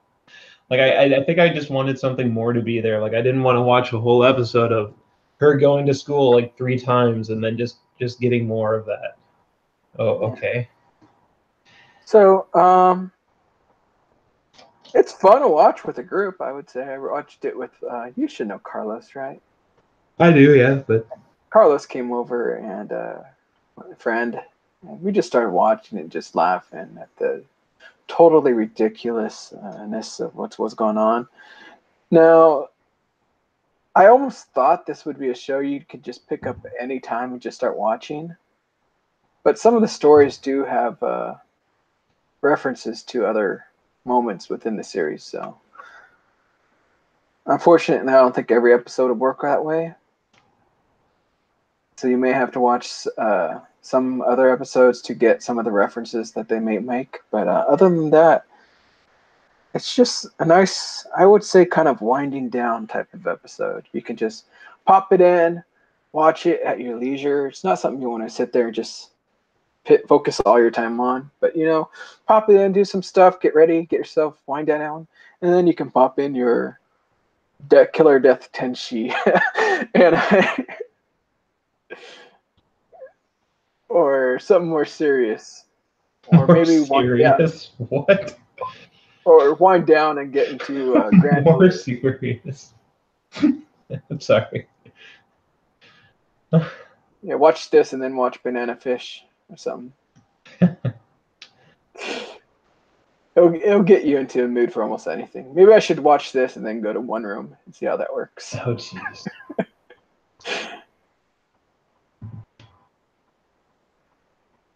Other than that, I don't think there's really much else to talk about, unless you want to talk about that Sherlock Holmes anime.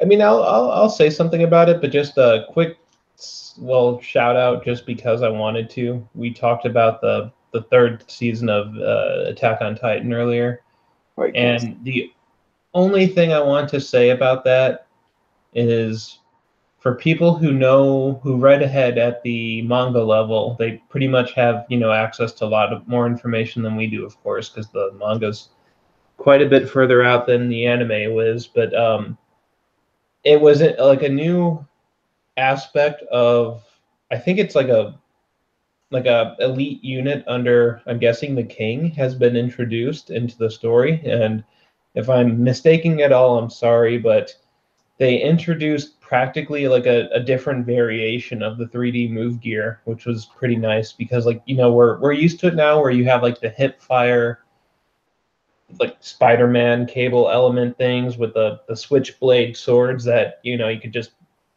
pop out a new one whenever yours gets dull or whatever.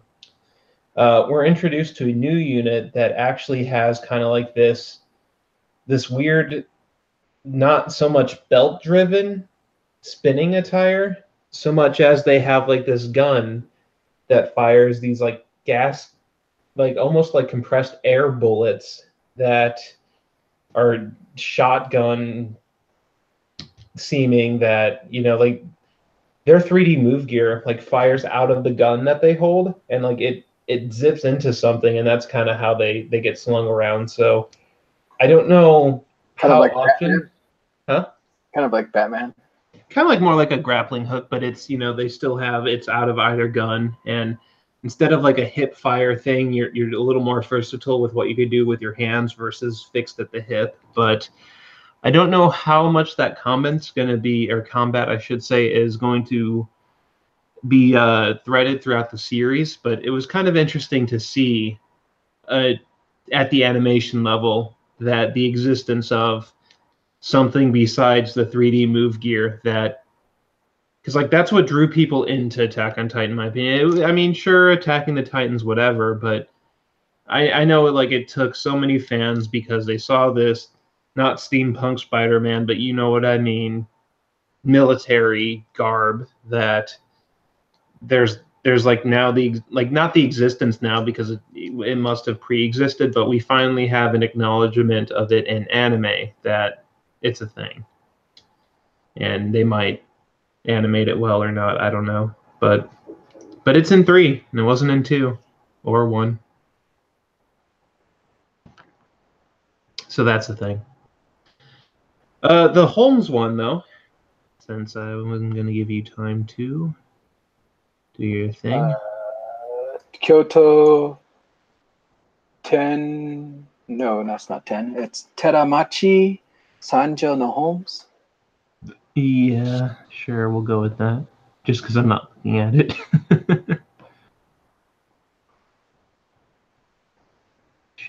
Give me just one moment. So, this one is the Kyoto Homes thing, as it's kind of going to get perhaps a short name. I don't know if that's its official. Does it have an official short name? I'm just going to call it Kyoto Homes. It's a fairly interesting story because while it mostly revolves around a duality amongst protagonists, their names being not present here right now, that bites. Let me do this. Give me just one moment. Some power of the internet here.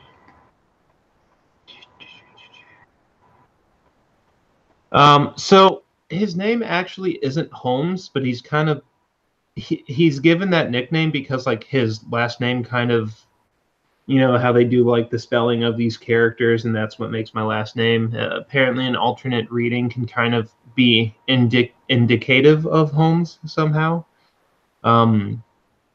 But he pretty much works at not like a pawn shop, but it is some sort of like an appraisal shop that um, deals seemingly exclusively in antique goods.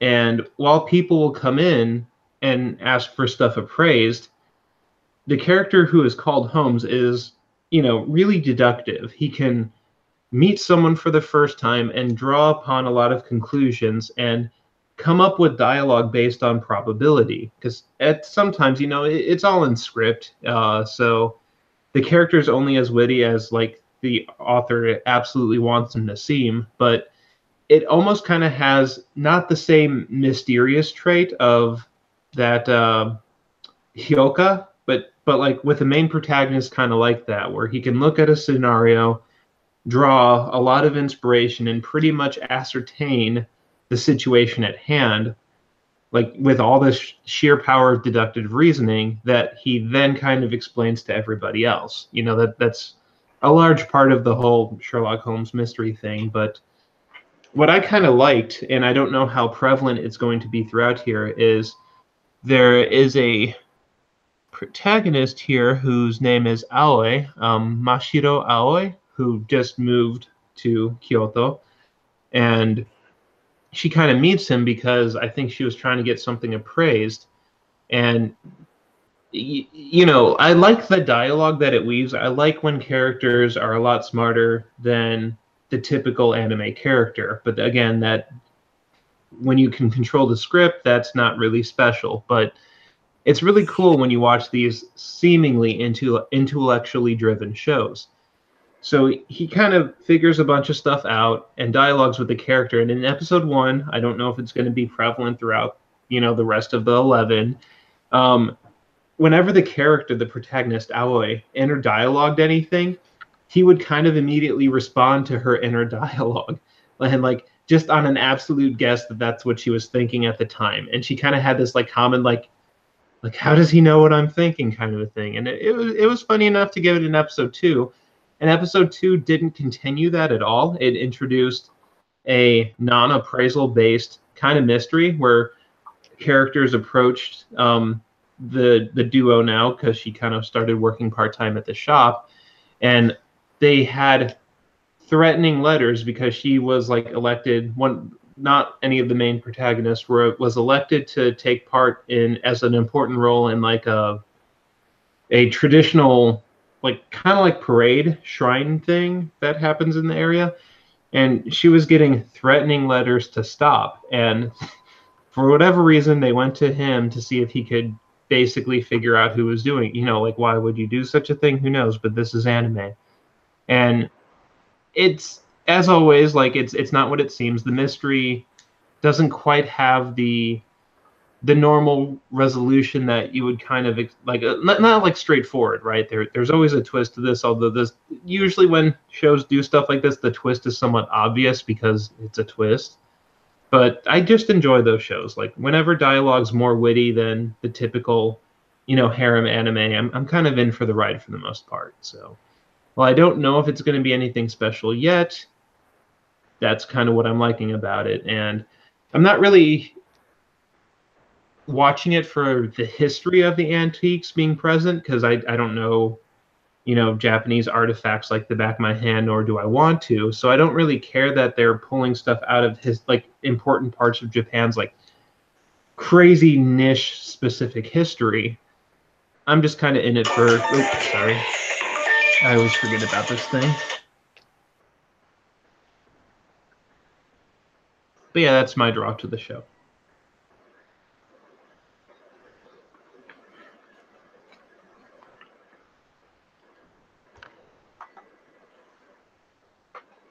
So like not quite the mystery solver that Hyoka was, but you know, with the protagonist who is able to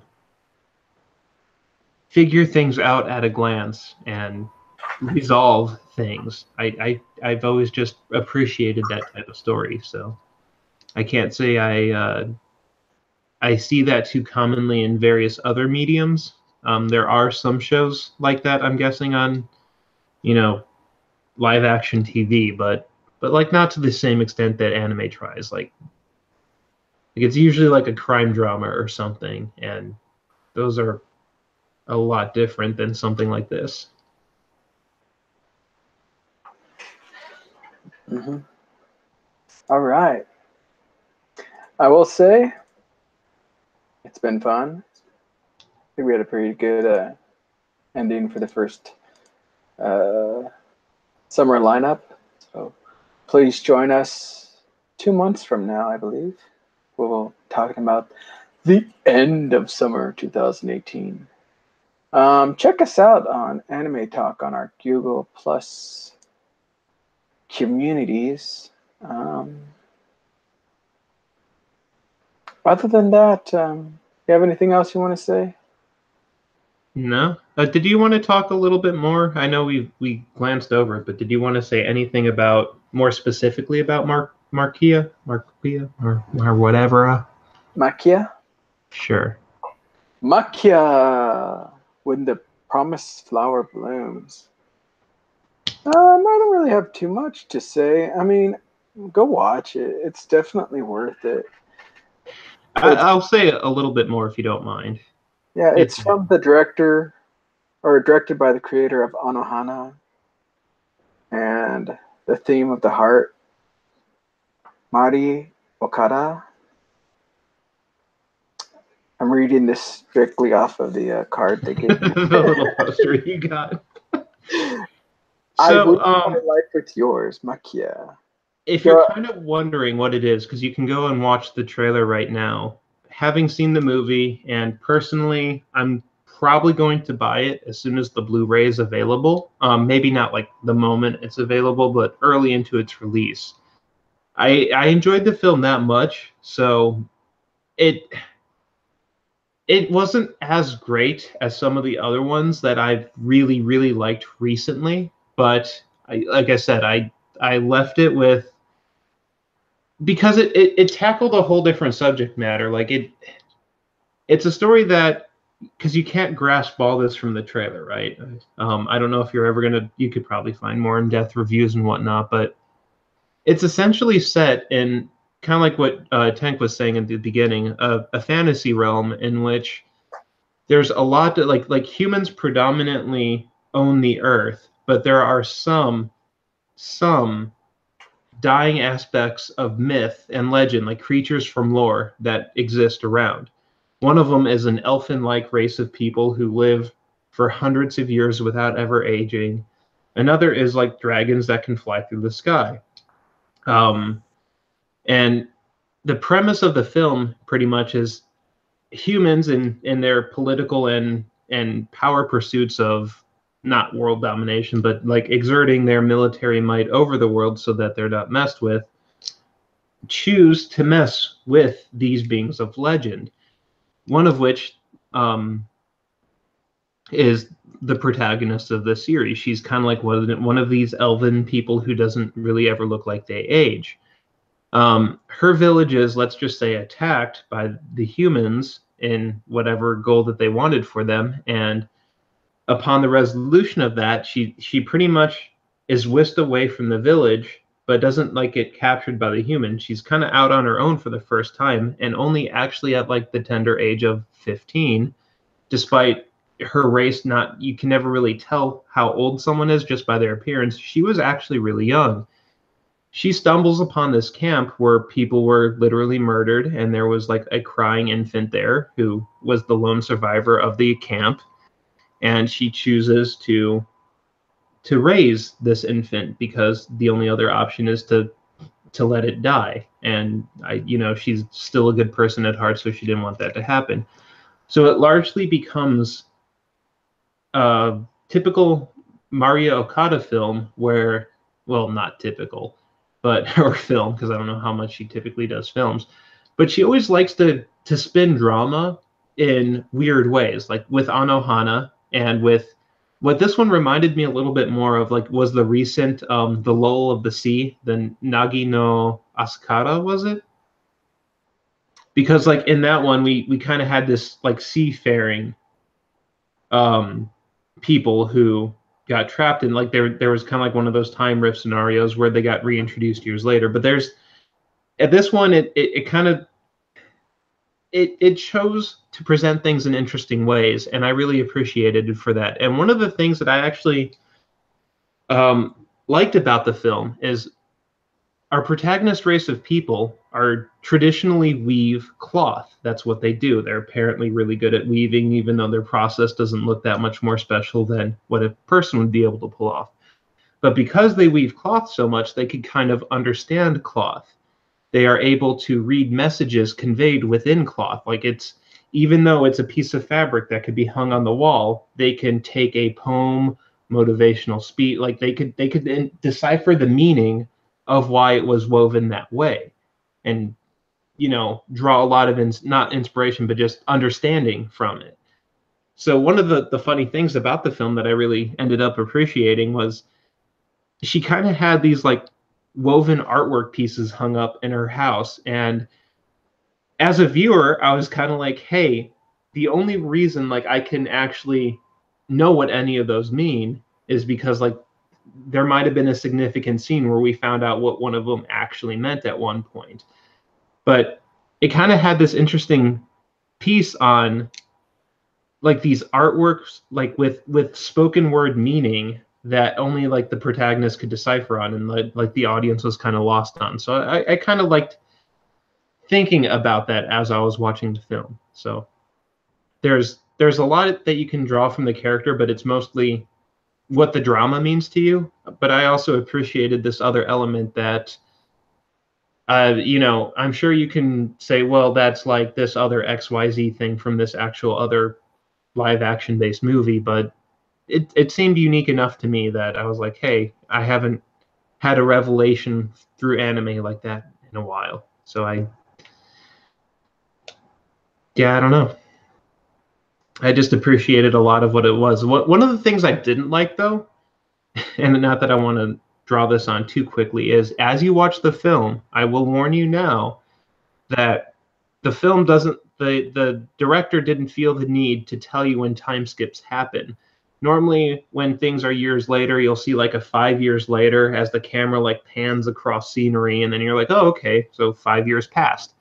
The scenes happen abruptly in this film, so you have to kind of take that jarring moment to piece together approximately how much time passed, what could have happened in between, without having that like moment's reprieve if they just put the word in. But I'm not faulting them for that, just saying that it happens, be aware of it. And like don't waste too much time on it. Not that you would have originally anyway. Yeah, it was a great movie. It's officially abbreviated as Sayoasa, it says, while we just call it Makia. Yeah, the main protagonist name. Um, but so sad it took this long to get to us. I believe it was released in February in Japan, or some early on in Japan. Here we are in July now watching it, but the only good thing about that is we don't have to wait long for the Blu-ray release, hopefully. Well, the Japanese one will come a lot sooner than the English one, usually. But to some I just people, hope it's not the they're happy typical. about the Japanese release, not I for just hope it. sheerly importing reasons. I just hope it's not $75 like a lot of these other movies. Like anything Aniplex, Yeah, so please, please, Aniplex Shaft. reasonable price, $30. I don't know because yeah, $30. like 11 Arts was the group that brought it over stateside, so I don't know. I don't think they're their own distribution company, so I don't know if like Sentai has to pick up the disc. Like I don't know who's going to release it over in Japan because I don't think it's a if 11 Arts brought it over stateside, I don't think it's going to be an Aniplex release because normally Aniplex would bring Aniplex stuff over. So I almost want to just kind of think like it might be a Sentai or Bust kind of thing, or someone else like Funimation or one of the other not so common of a name as Sentai when it comes to disc release over here. We'll have to pick it up because I don't know. I've never seen like an 11 Arts distribution disc case art thing. So yeah, don't know. Yeah, but it holds 100% rating on Rotten Tomatoes Cool. and a 94% with the audience score. So it's rated really high out there. Yeah, Anime like fan. I did really enjoy the film. Wasn't quite my list topper, but Yeah, really glad I went to watch it. Really yeah, glad. yeah. It's obviously it's not high up there with a lot of the other movies I've seen, but it's really good. The other thing is I find it a little weird. Maybe not weird, but I appreciate something that happens with these anime movies that doesn't happen a lot with other movies unless you have a coda. or big one is that when Makia ended, a lot of the fans, I mean, maybe I saw like one person leave, but everyone waited until all the credits were done before leaving. And you don't see that in a lot of movies. I do think that Unless you're might watching like, recently be because everybody wants Dakota now. Like, there might be something there, so he can't leave just because. But no, even, I mean, one of the things that I actually did also enjoy about this movie that I think I actually talked to Tank and we both actually did dislike is when you go check out these movies, normally, not maybe a theater somewhere will drop the ball, but normally they actually do give you like the key visual that normally promotes the movie. That might be the disc art, I don't know, or disc cover art, but it's your key visual, like the poster-esque scene that you would be buying the tickets for. It's the visual you see. They actually kind of give you the poster for it. Like it's happened for anything Aniplex we've done. The only time that I haven't received anything is actually when I went to see the Mazinger movie, which they actually did say in their thing that there was supposed to be a poster there. But my theater, I think, again, perhaps dropped the ball, or somebody did, and I don't think they ever got the shipment of them in. But I'm not too worried about the Mazinger film. But when we went to see Markia, if I'm saying her name right, I have to get used to her name because it's kind of a anyway. They like had this like oversized like it wasn't super large, but it's like twice as big as your standard piece of paper. I've actually have a folder back at home that I've been putting all of these into. Like these are all the movies I went to see, and it's also like an anime portfolio folder. But that's just where they all end up. And like I can't put this thing with them because it's so dang large. Like it felt great walking out of the theater holding this massive sheet of paper, but then when I'm getting home, I'm like, where am I going to store this? It can't go with the other ones. Like, what do I do with this thing? But I loved leaving the theater. Like it was great because I'm like, no one gets a poster of the key visual when they go see a movie. That just doesn't happen unless you watch anime films. mm-hmm. Well, I believe that's it for us tonight. I hope you all enjoyed it. Our anime talk, and watch this movie, watch this movie, watch this movie. I don't know. You might have missed your chance to already. Usually it only happens for Yeah, 2 days in cities near you. Watch it when I, it comes out on like disc release. yeah. Well, I think only anime fans are going to be watching this review. So if you have the movie, bring it to your non-anime fans and Show see it to if your mom, perhaps on Mother's Day. Who knows? show it to your adopted kids, as I said earlier. Um, yeah, just tell them to be open because just because it's anime shouldn't discourage them from watching something with a great story. So, other than that, hopefully we can have everyone else join us next time. I hope we have some new faces here. And other than that, goodbye. We need it. See ya. We need ending theme music or something.